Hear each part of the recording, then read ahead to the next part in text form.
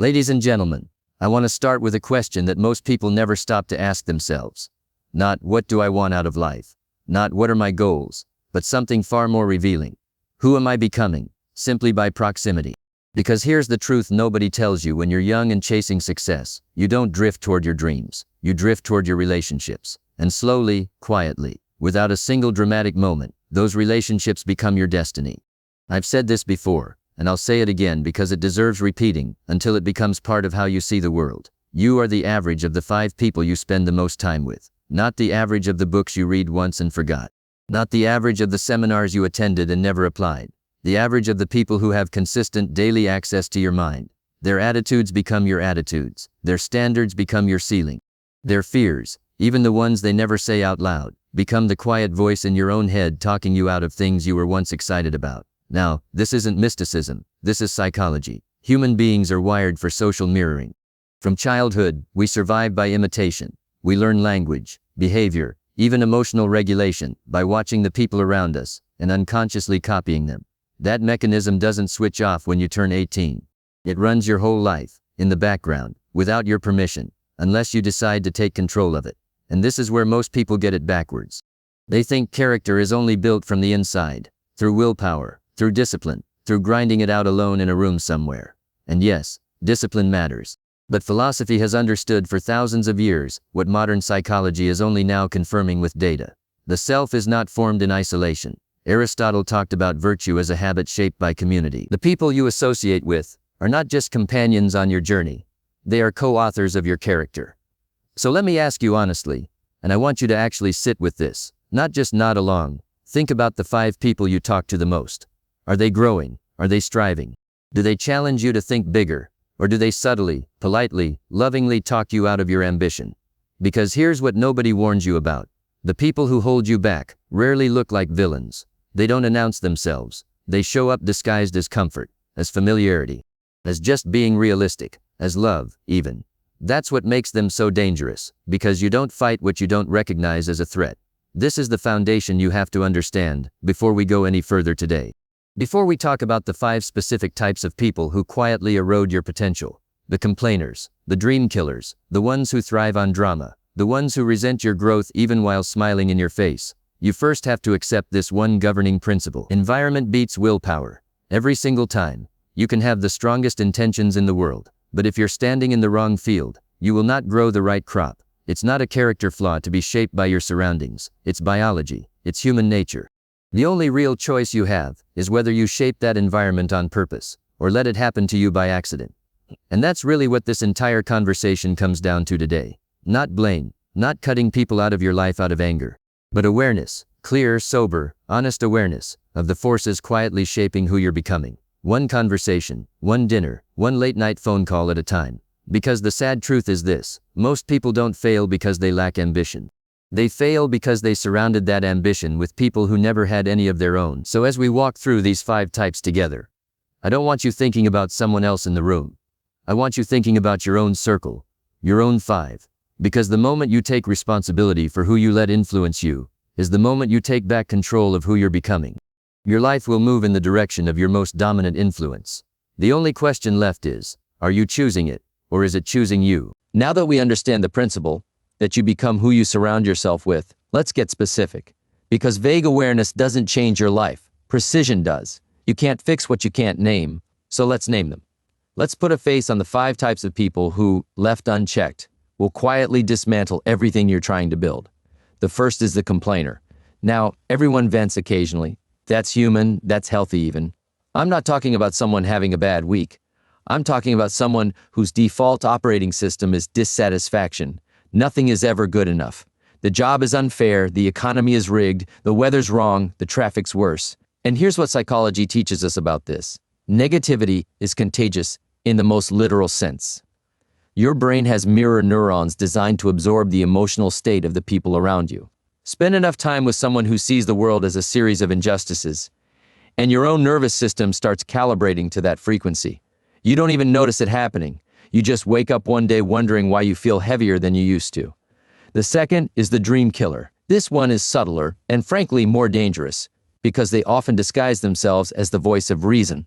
You share a goal, something ambitious, something that scares you a little because it matters, and instead of curiosity, you get caution. Are you sure that's realistic? Most people who try that fail. They call it practicality. But look closer, and you'll often find something else underneath. Their own unlived potential projected onto you as concern. Philosophically, this is one of the oldest tragedies of human relationships. We often can't tolerate someone else's growth if we've made peace with our own stagnation. The third is the comfort seeker. This person isn't hostile. They're not cynical. They're just stuck, and they need you to stay stuck with them. Every invitation to grow, a new habit, a new challenge, a new version of yourself, gets met with resistance, not because they wish you harm, but because your change threatens the unspoken agreement that held your relationship together. We stay the same, together. Growth to them feels like abandonment. And so, without ever saying it outright, they'll pull you back toward the familiar, every single time you try to move forward. The fourth is the energy vampire. This is the person who turns every interaction into an emergency. There's always a crisis, always a drama, always something urgent that requires your attention, your emotional labor, your time. And what makes this type so costly isn't malice, it's depletion. You only have so much emotional and mental bandwidth in a day. Every hour spent managing someone else's chaos is an hour stolen from your own growth, your own goals, your own peace of mind. And the fifth, the one people find hardest to admit exists in their life, is the jealous rival. This is the person who smiles when you win, but you can feel something cold behind it. Success, your success specifically, makes them uncomfortable, because it becomes a mirror reflecting their own unmet ambitions back at them. Instead of being inspired, they compete. Instead of celebrating, they quietly diminish. Must be nice. Well, you got lucky. Small comments, small cuts. Over years, they add up. Now here's what I want you to understand about all 5 of these types. None of them typically arrive wearing a warning label.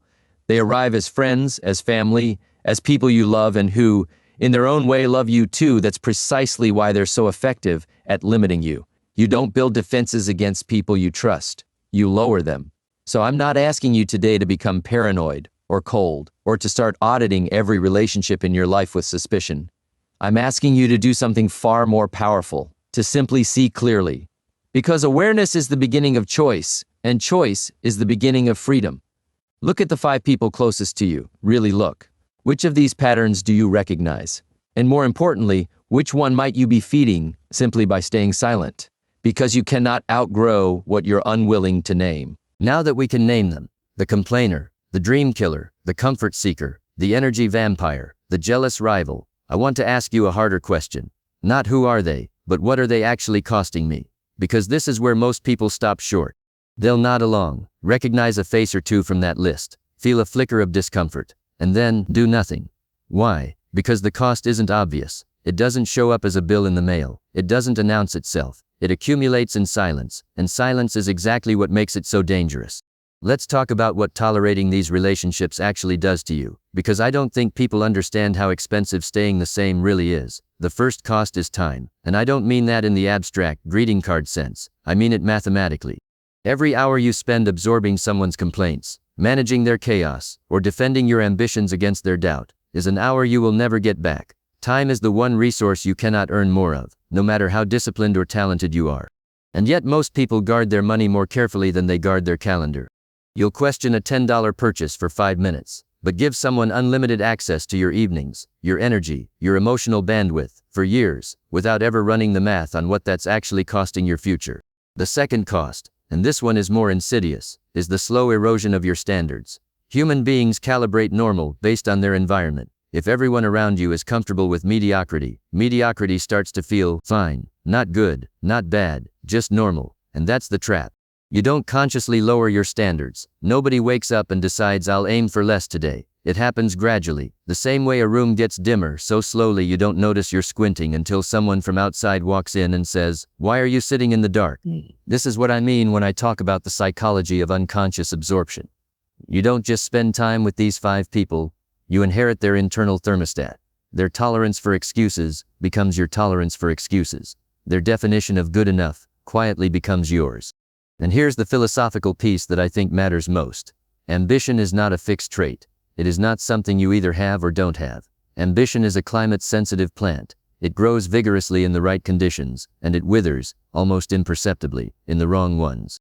You don't need someone to crush your dreams outright. All they have to do is create an atmosphere where those dreams slowly stop feeling urgent. And this leads to the third, deepest cost, the cost to your identity. Because over enough time, you stop being someone who is influenced by these relationships, and you start becoming someone shaped by them. There's a difference. Influence is temporary, situational. You can resist it, question it, walk away from it. But identity is what remains when you're alone in a room with your own thoughts. And if you've spent years absorbing doubt, negativity, comparison, and comfort seeking from the people around you, don't be surprised when those same voices start speaking in first person, when it's no longer them saying that's not realistic, but you saying it to yourself, in your own head, before you've even given the idea a chance. This is why I say tolerating these relationships is never neutral. There's no such thing as harmless when it comes to sustained exposure to a limiting environment. It's either building you, or it's quietly dismantling you. There is no third option, no pause button, no neutral gear. Every single day, in every relationship, something is being reinforced. The only question is whether it's growth, or the slow, comfortable erosion of your own potential. So before we talk about what to do about it, and we will, because awareness without action is just an expensive form of self-pity, I want you to sit with this truth. The most expensive thing in your life right now might not be a bad decision you made. It might be a good decision you keep avoiding, because the people around you have quietly made avoiding it feel normal. You don't drift into a wasted life through one bad choice. You drift into it one tolerated compromise at a time. So now we arrive at the question that actually matters. Not who are these people? We've named them. Not what are they costing me? We've counted the cost. The question now is, what do you do with this knowledge? Because I want to be very clear about something. Awareness that doesn't lead to action isn't wisdom. It's just a more sophisticated form of standing still. And I didn't come here today to help you become more articulate about your own stagnation. I came here to help you change it. So let's talk about what taking back control of your circle actually looks like. Practically. Honestly, without the fantasy of pretending it's easy. Not a vague feeling of, I know who's negative in my life. Sit down, in private, and actually go through the people who have consistent access to your time and attention. For each one, ask yourself a simple but uncomfortable question. When I leave this person's presence, do I feel more capable or less? Do I feel expanded or diminished? This isn't about finding fault. It's about gathering data. Most people have never done this exercise in their entire lives. They've let every relationship in simply because it arrived, not because it was chosen. They are not punishment. A boundary is simply a decision about what you will and will not allow to have influence over your mind. You can love someone and still limit your exposure to their negativity. You can respect someone and still decline to make their crisis your emergency. This is not coldness. This is stewardship. The same way a farmer protects a young crop from frost, not because he hates the weather, but because he understands that some conditions are simply incompatible with growth. And let's be honest about something here. Philosophically, distance is not betrayal. This is one. You do not owe anyone unlimited access to your potential, simply because they've had access to it in the past. People grow at different speeds, in different directions, and sometimes the most respectful thing you can do, for both of you, is to let the relationship exist at a different distance than it used to. Not with anger, not with drama, just with clarity. The third step, and this is the one people skip, because it requires more effort than subtraction, is intentional addition. It's not enough to remove the 5 types we talked about.